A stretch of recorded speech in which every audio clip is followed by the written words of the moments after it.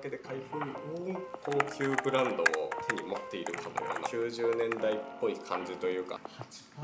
8% しか減ってない。普通にスリープして持ち歩けるんですよね。衝撃的な結果ですね。こんにちは、トバログです。いや今回はですね、2023年最後の第3剤としてこの M3 Pro の MacBook Pro を購入したので開封していきたいと思います。いや久しぶりですね、 MacBook Pro 購入するの。最近ね、トバログ Windows PC をメインでもノート PC でも使ってきたんですけど、ここが MacBook すごくいいなっていうところとか、実際こういうシーンで使っていきたいみたいなところをね、含めて紹介していこうと思います。それでは早速いってみましょう。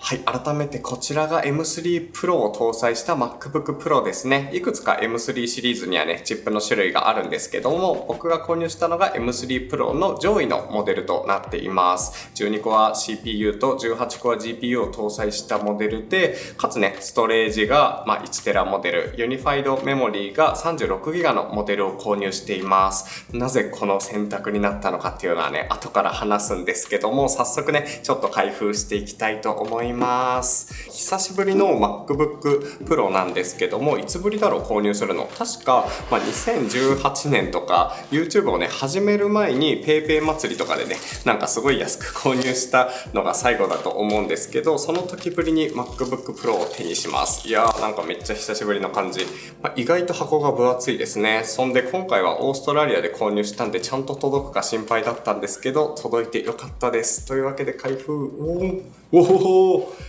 なんかかっこいい。なんかいろいろガジェット開封してきてるんですけど、なんかアップルのものって結構特別な感じがします。めちゃくちゃおしゃれというか、なんか高級ブランドを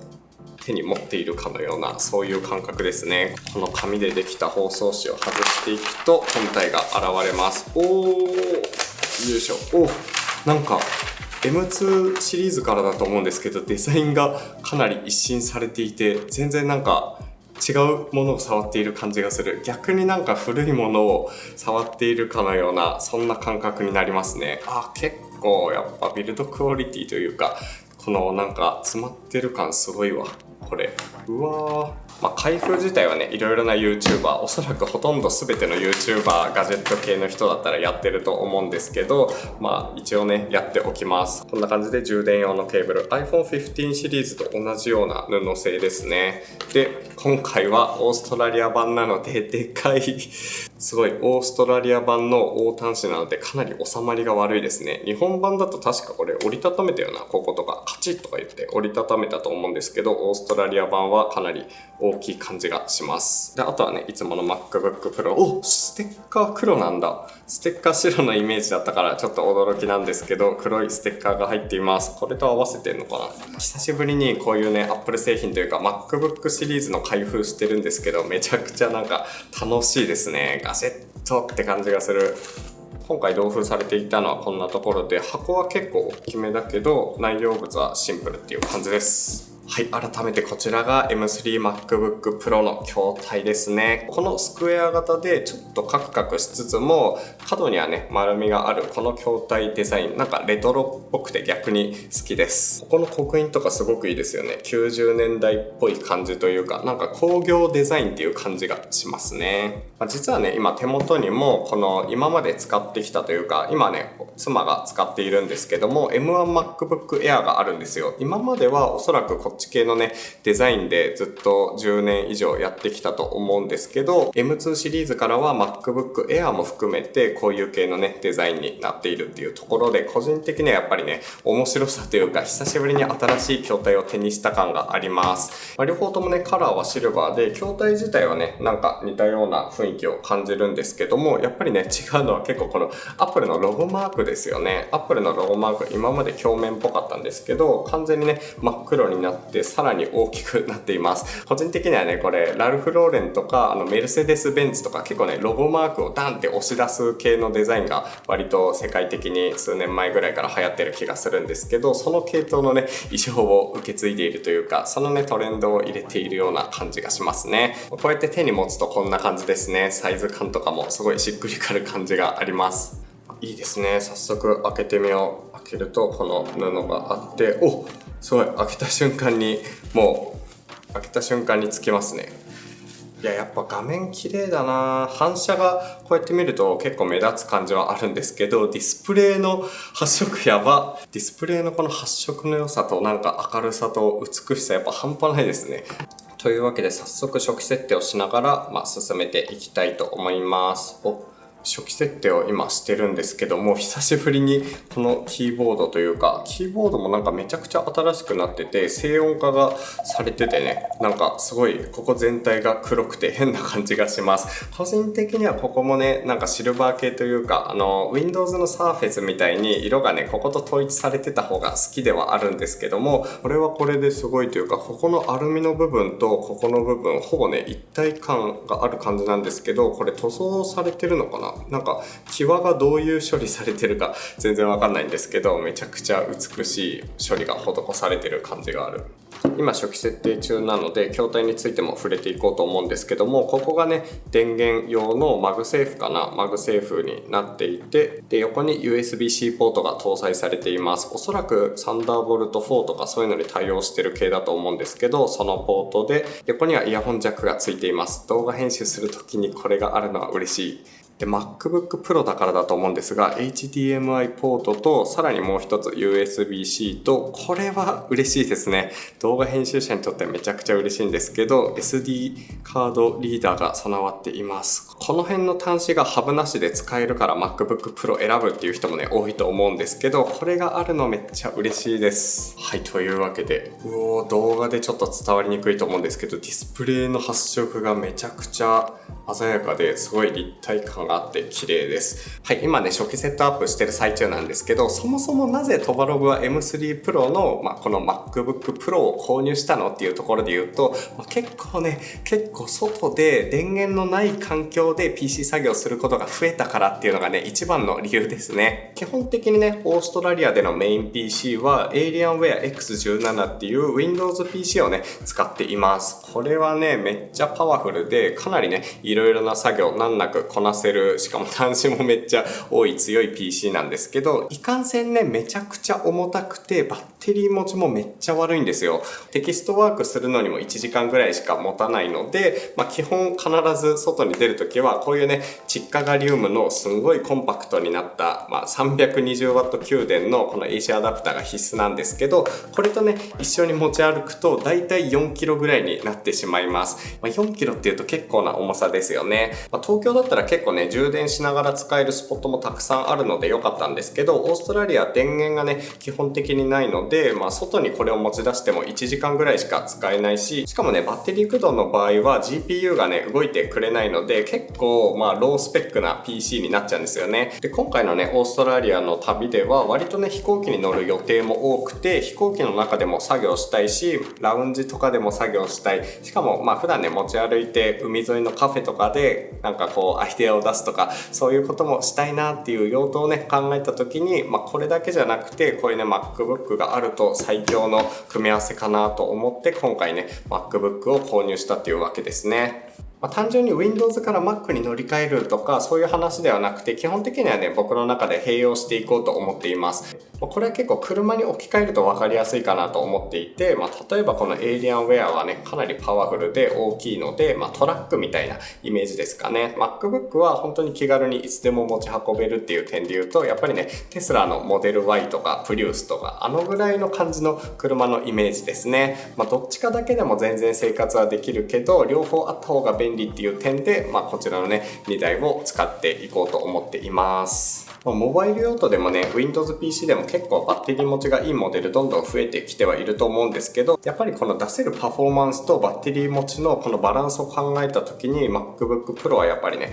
すごいバランスがいいと思うんですよね。ちなみに今回スペック選びめっちゃ悩みました。 M3 シリーズには、M3、M3 Pro、M3 Max のね3種類のチップがあって、さらにその中にもねちょっとコア数とかで細分化されているんですけども、結果的に僕は M3 Pro の上位モモデルを選んだ形です。12コア CPU と18コア GPU 搭載しているモデルですね。最初は M3 で十分かなと思ってたんですけど、よくよく考えてみると結構作業の時にこうやって、VR ゴーグルで3画面とかしたいし、あと今回1週間とか2週間でちょっとね遠出する旅行に行くっていう頻度もあったりして、その間もやっぱり動画更新はしていきたいので、そういうのを考えた時に、M3 Pro か M3 Max の方がちょっと高いけどいいのかなとかは思ったんですよね。ガジェット YouTuber としてはね M3 Max の最上位モデルとかがね結構気になったりもするんですけど、やっぱり価格もめちゃくちゃドンと上がってきてしまうし、 GPU がねかなり GPU のコア数が多いとバッテリー持ちがやっぱりちょっとグラフィックを使うようなものだとかなりバッテリー持ちが悪くなっちゃうっていうのがあったりして、ガジェット YouTuber の瀬戸康史さんもプロの方がテロップ入れとかはなんか早いよみたいな、あ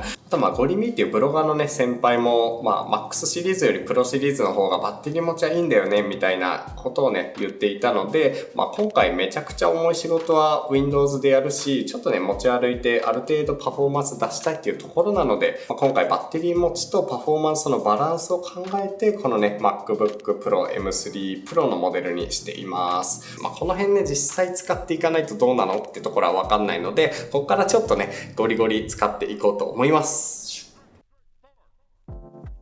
はい、というわけで今 iPhone で撮ってるんですけども、こんな感じで一通りね初期セットアップと、あとアプリのインストール、そして簡単なベンチマークの計測が終了しました。いやバッテリー持ちがねやっぱ凄まじいです。これね今ちょっとバッテリー充電しちゃったんですけど、最初ね 88% で届いたんですよ。88% で届いて Chrome とかいろいろね Adobe のソフトとかそういうのをインストールして 8% しか減ってませんでした。1時間から1時間半くらい使ったと思うんですけど、それでね 8% しか減ってないっていうのはもう衝撃ですね。いつも使ってるエイリアンウェアとかだと多分ね 40% とか 30% とかそのぐらいになっているぐらいなんですけど、 MacBook はやっぱりその辺の消費電力性能やばいです。どんなアプリをインストールしたかっていうと、簡単にねお見せするとこんな感じですね。だいたいイマーズドだったりカラビナとかダヴィンチ、クロームとか、あとベンチマーク、LINE みたいなそういうのとかをインストールしている感じです。で詳しい感想とかはもう少しね使い込んでから紹介したいんですけど、ひとまずね、ベンチマークしているのでベンチマーク結果こんな感じです。マルチ性能これ15000出てます。このサイズ感この薄さで15000で、一応ねバッテリー版と、充電しながら版計測したんですけど、もはやねバッテリー版で計測した方がパワーがあるみたいな感じで出ていて、これはなんかどういう感じなのかわかんないですけど、充電しながらでもバッテリー駆動でもパワーはね変わらないっていうところがやっぱり凄まじいですよね。このサイズでシネベンチに関しては他の PC でも計測しているので測るんですけど、さすがにねゲーミングとかその自作 PC とかと比べると、若干ね弱いかなっていうところはあるんですけど、このサイズ感とバッテリー持ちと、あとバッテリー単体で駆動してもこれだけの性能が出るっていうところがやっぱり安心感あります。しかもねバッテリー持ちもいいし、なんならね排熱もそれなりにねあるんですけど、そんなに熱すぎないというか、なんならファンも回ってないから、あんまり回ってないからすごいね静かっていうところが MacBook やっぱバランスがめちゃくちゃいいですね。この辺はすごいわ。であんまり気になる人いないかもしれないんですけど、一応ねブレンダーのベンチマークも測ってます。259が、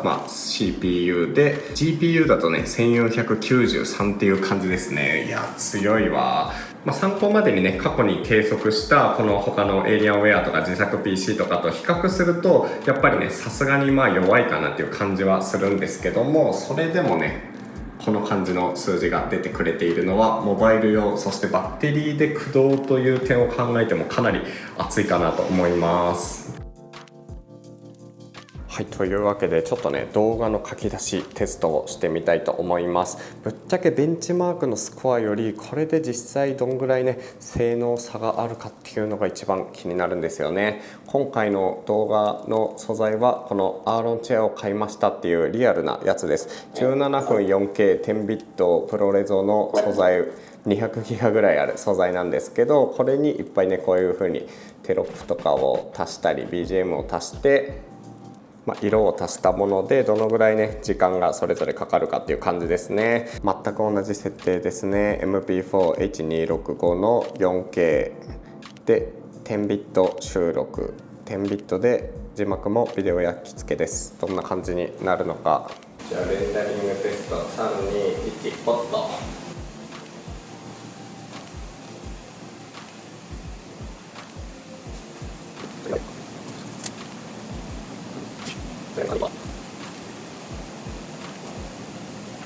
6分3秒でフィニッシュです。6分3秒で書き出し完了なんですけど、エイリアン X17 まだ 57% です。2倍以上の書き出し速度。やばいな。何が違うんだ。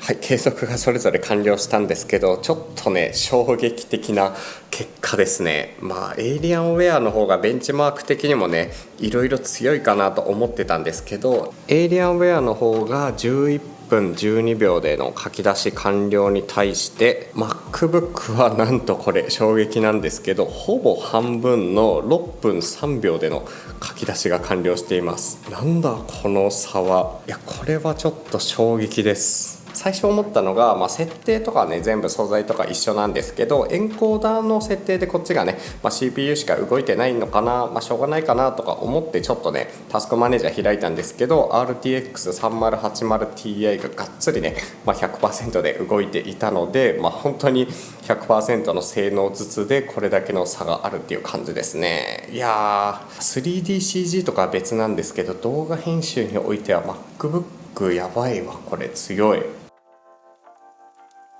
はい、というわけで実際にね MacBook Pro 使い始めて1ヶ月が経ちました。いや衝撃ですね。このね動画撮る前に開封の動画とかは1ヶ月前に撮っていたんですけど、急遽ね、ベンチマークとか動画のね書き出し速度とかは今日撮ったんですよ。で本当に今日撮るまではね動画編集とかは基本ねあっちのWindows PC で行っていて、さすがに MacBook Pro とはいえ、M3 Pro だし、あっち GPU 積んでるし、あっちの方がね明らかに強いだろうっていうところでね、そもそもこの動画を撮るまで比較とかしてなかったんですけど、いやダヴィンチプロでの書き出しめちゃくちゃ早かったですね。なんか旅行行った時からなんか早いなとかは思ってたんですけど、まさかここまでとは思いませんでした。というわけでちょっとね衝撃の MacBook Pro なんですけども、実際に1ヶ月使ってみてここはやっぱりすごいいいなっていうところと、ここがちょっと残念かなみたいなところを紹介していこうと思います。実際にねやっぱ使ってて思うのが、本当にねこれノート PC というかラップトップなんですけど、なんか iPad 的な感覚がありますね。これ、閉じるとこんぐらいで 1.5 キロとかなんで、そんなにねめちゃくちゃ軽いなっていうわけではないんですけど、この感じながら、さっきも言った通り本当にパワフルだし、かつね発熱も少なく、バッテリー持ちもかなりいいっていうところがやっぱり MacBook 強いのかなと思います。それぞれね話していくと、まず性能面ですね。性能に関しては今言った通りめちゃくちゃ動画の書き出しも早いです。そもそもさっきの動画ファイルとかだと M1 のね MacBook Air だとだいたい20分ぐらいは最低でもかかってたようなファイルなんですよ。なのでエイリアンウェアとかで11分とかだとかなり早いなっていう感じなんですけど、なんかねこの MacBook Pro だとより早い6分で書き出しができたっていう、そこのなんというか動画のね編集だけじゃなくて書き出しが早いっていうところもかなり驚きです。で実際にね僕は作業してる時に基本ね、動画編集っていうよりかは結構いろいろな3画面とかをこのね、メタクエスト3をかぶってイマーズド上でね3画面出して使ったりするんですけど、3画面使いながら動画編集をしてても全く問題なかったですね。実際にCPU 使用率とかを見ていても、これでね3画面出すのに20% ぐらい使っていて、でかつねダヴィンチリゾルブで動画を編集している最中でだいたい40-50% っていうところなので、これとこれ組み合わせて3画面でがっつりね 4K の動画編集を行っていても本当に余力がちょっとあるぐらいっていうところがやっぱり強いですよね。普通に考えてこれね M1MacBook Air とかだとできなかっったし Windows でもね結構ゲーミング級のパワーが必要なものになってくるので、この辺やっぱり強いなと思います。この動画を作る時のねオチとしてはだいたいこれパワーはそれなりにいいんだけど、普通にねバッテリー持ちとかその辺のバランス考えると最高だよねっていうねオチにしようと思ってたんですけど、普通にね性能面というか実際にいつもやっている作業としてもかなり強いというところがね半端ないですね。もちろんねブレンダーとかその 3DCG 系のそういう 3D 系のねソフトとかには多分弱いと思うんですけど、まだ試してないんですけど、実際ね動画編集とかにおいてはかなりのスペックを出してくれるかなと思います。でもちろんね MacBook Pro すごいなと思うのが、バッテリー持ちなんですけど、バッテリー持ちに関してはやっぱりね普通の、ゲーミングとかかなり、パワーを使う系と比べると本当に省電力性高いなと思います。結構ね M3 チップの感じだと普通にねウェブブラウジングとかテキストベースとか本当にパワーを使わないグラフィック性能を全く使わない作業だと無限に持つんじゃないかっていうぐらいねかなり持ってくれるんですけど、ビデオ会議とかあとYouTube の動画を見たり動画を編集したりとか結構ねグラフィックパワーを使うような、作業をしていると、それなりにちゃんと減っていくっていう感覚がありますね。だいたい 2,3 時間作業していて 40% とか 50% ぐらい減っていく感じなので、この辺はね何の作業をするかによって結構パワーの持ちバッテリーの持ちみたいなところが変わってくるかなと思います。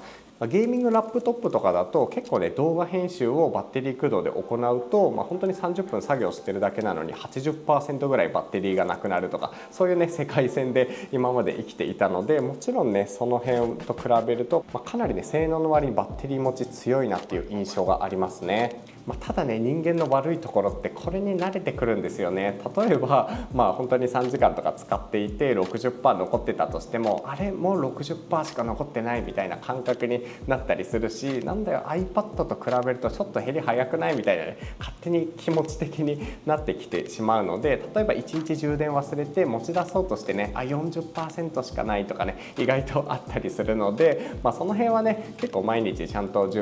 毎日使ったら充電するっていう感覚になりそうな感じです。東京都内だったらね結構コワーキングとか、カフェとか電源のあるカフェみたいなところもね割と充実しているので、実家ガリウムの充電器を持っていけばね、気軽に充電できると思うんですけど、その辺のねバッテリー持ちに関しては現状全く不便はないかなと思います。すごいわこれ。でもう一つねこれ MacBook の特徴になってしまうんですけど、強いなと思うところで言うと、これだけのねパフォーマンスを出せるのにこうやって普通にスリープして持ち歩けるんですよね。結構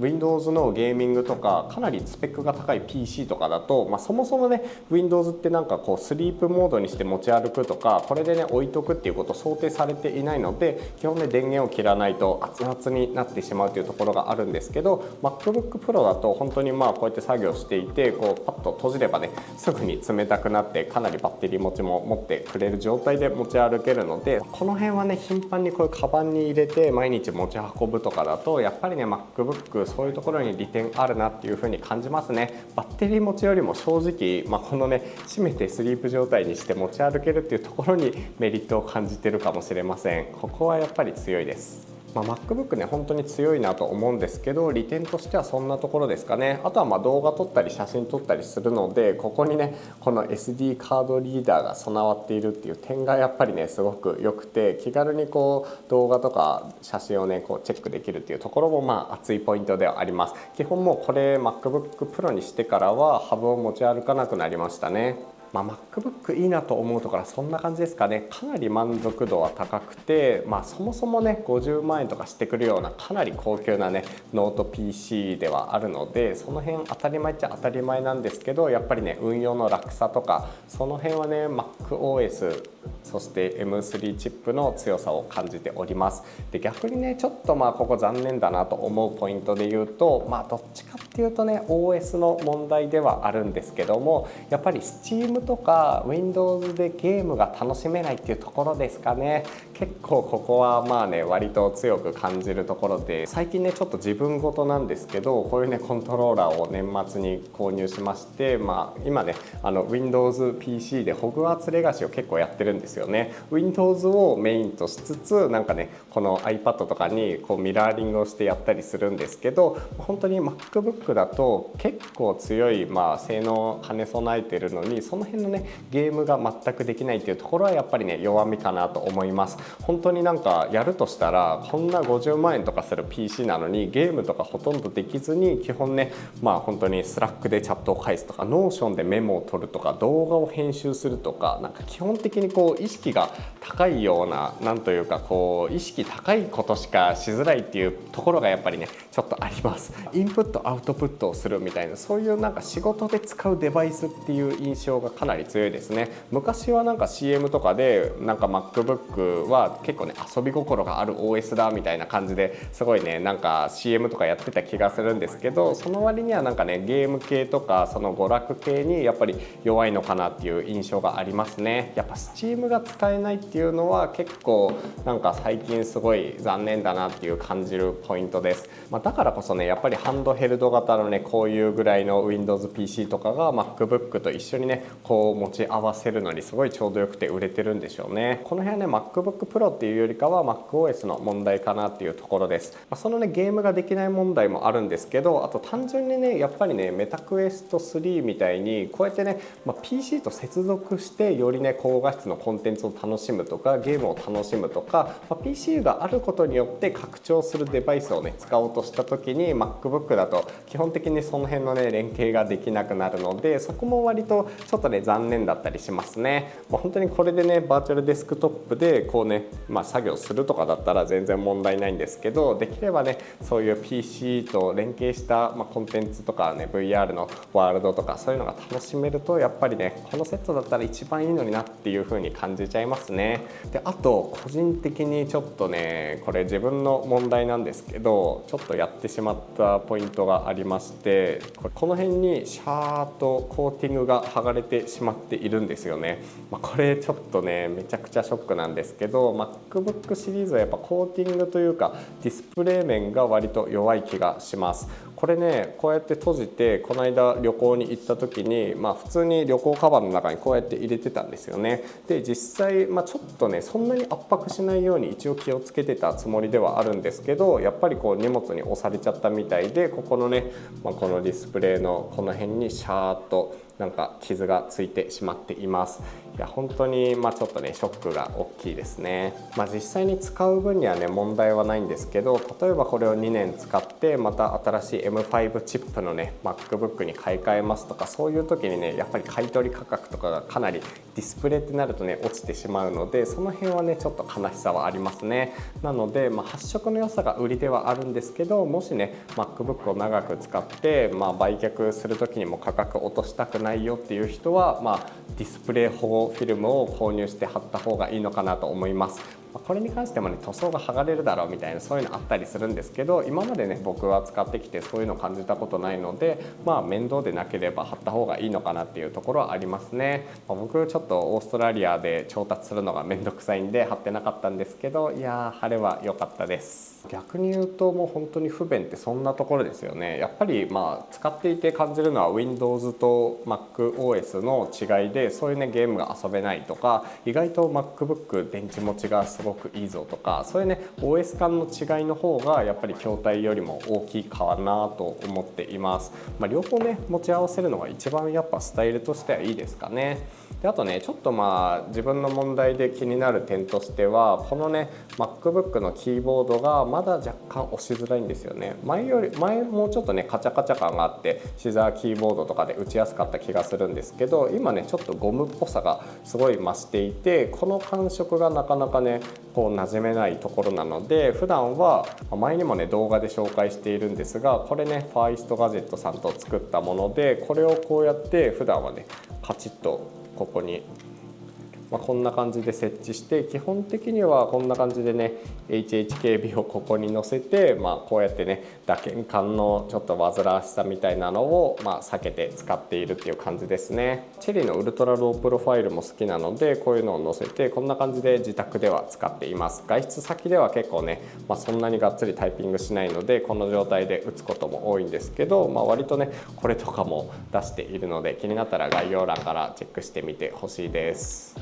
こんな感じのやつで、これをカチッとやるとこうね小さくまとまるっていうのを出していたりしますっていうところで、ちょっとね打鍵感は若干やっぱり気になるかなっていう感じですかね。慣れの問題だけどなこれも。はい、というわけでこんな感じですね。詳細ななんかスペックを見ながらとかベンチマークとかはいろんな YouTuber とかねメディアとかはもうすでにやってしまっているので、あくまで自分のね感想をただただ伝えていくっていう動画になっているんですけども、こんな感じでリアルにね普段 Windows を使っているユーザーが久しぶりに M3 Pro のね MacBook Pro を購入したらどういう感じになるかっていうところでねお送りできたかなと思います。やっぱり MacBook Pro はね強いなっていうところをすごい感じますね。動画編集においてもね画面の狭さっていうのはあるんですけど、こうやってね本当に Vision Pro とかも出るじゃないですか。そういうのとかを使ってこうやって画面拡張をすればかなりね広く作業環境を取れると思うので、そういう使い方今後もしていこうと思っています。ちなみに Vision Pro 皆さん買いますか？アメリカで発売されるらしいんですけども、日本国内版をねちょっと技的とかそういうなんというか日本語入力ができないとか保証とかねそういう問題もあったりするので、ちょっと悩みたいかなっていうところですかね。はい、というわけで今回の動画ゆるっとした感じなんですけど、これで終わりにしようと思います。トバログのチャンネルぜひ気に入っていただけた方はいいねボタンとチャンネル登録コメントお願いします。それでは次の動画でお会いしましょう。トバログでした。